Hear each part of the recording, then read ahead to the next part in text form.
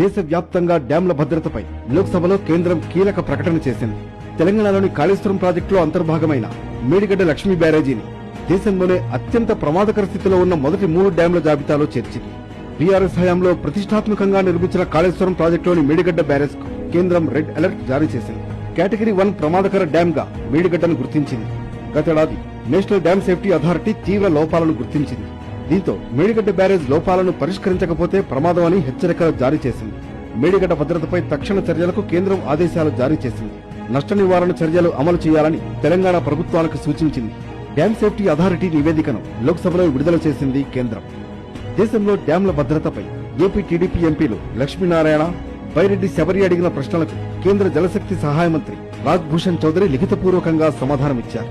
గతేడాది తనిఖీల్లో మేడిగడ్డ బ్యారేజ్ కు సంబంధించి పలు అంశాలు వెలుగులోకి వచ్చాయని పేర్కొన్నారు. డ్యాం భద్రతకు సంబంధించిన కొన్ని లోపాలను గుర్తించినట్లు స్పష్టం చేశారు. తక్షణమే నివారణ చర్యలు, మరమ్మతులు చేపట్టకపోతే భారీ రిస్క్ ఉందని కేంద్రం స్పష్టం చేసింది.